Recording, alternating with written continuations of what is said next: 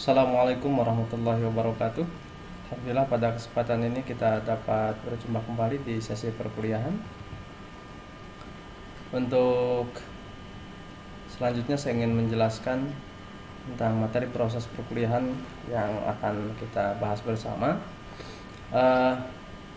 terkait dengan materi-materi yang akan kita bahas pada kesempatan ini yang berbicara tentang pengantar studi Islam. Pengantar studi Islam ini merupakan satu mata kuliah yang menjadi kemestian bagi teman-teman mahasiswa, khususnya di jurusan manajemen dakwah, bimbingan konseling Islam, dan juga jurusan-jurusan yang lainnya. Baik, yang saya jelaskan pada kesempatan ini terkait dengan mata kuliah ini mengkaji berbagai pendekatan studi Islam. Mata kuliah ini memperkenalkan beragam model pendekatan dalam mempelajari Islam sebagai landasan untuk dapat dipahami ajaran atau untuk dapat dipahami sebagai sebuah ajaran atau doktrin Islam secara mendalam.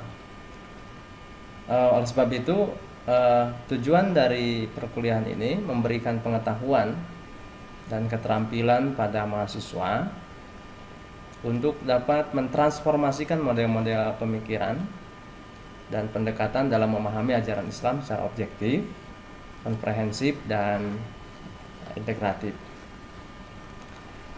Dalam konteks kajian akademis, ini harus selalu mengalami diversifikasi secara dinamis bersamaan dengan semakin berkembangnya studi Islam di berbagai belahan dunia. Sebuah keniscayaan dalam studi Islam mengadaptasi berbagai metodologi atau epistemologi dan mencoba mentransformasikannya kepada mahasiswa. Hal ini disebabkan atau diharapkan menjadi perangkat paradigma cara berpikir, landasan berpikir, dan pola berpikir, pendekatan dan metode yang berakumulasi secara dinamis dalam perkembangan ilmu pengetahuan tentang Islam itu sendiri. Inilah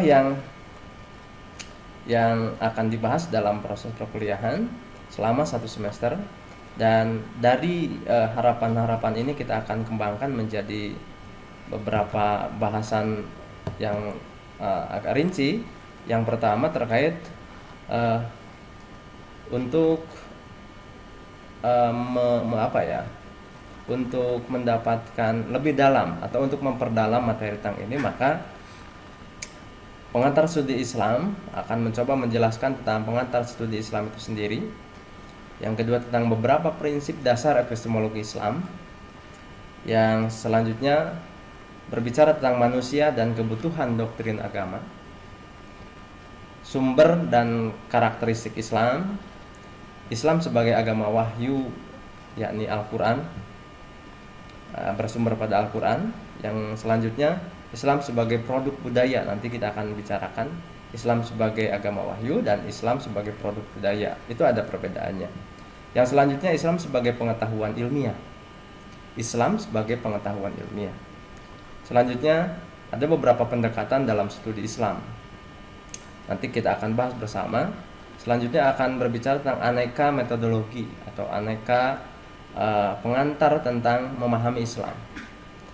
Selanjutnya berbicara tentang aliran pemikiran Islam, model-model penelitian keagamaan, perbandingan dalam studi Islam, studi kawasan, yang berbicara tentang kawasan-kawasan mana saja yang erat kaitannya dengan ajaran Islam, Islam dan gagasan universal.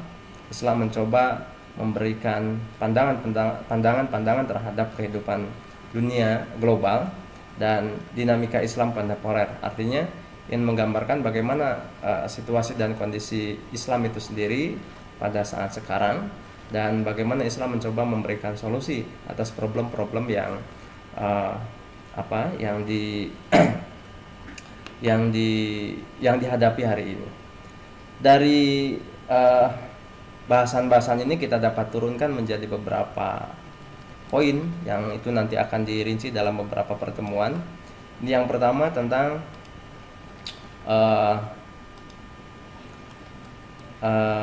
lingkup pengantar studi Islam, yang di sini nanti kita akan berbicara tentang pengertian metodologi dan paradigma dan pendekatan studi Islam. Yang kedua, kita akan berbicara tentang arti dan lingkup studi Islam. Yang ketiganya, kita akan berbicara urgensi mempelajari pengantar studi Islam. Yang keempatnya, berbicara tentang aspek-aspek sasaran studi Islam.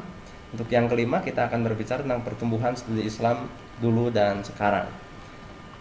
Untuk bahasan yang keduanya, ini kita akan berbicara tentang beberapa prinsip dasar epistemologi Islam. Prinsip dasar ini menjadi prinsip dasar epistemologi Islam ini menjadi kajian metodologis ya sebenarnya yang berkaitan dengan studi Islam itu sendiri.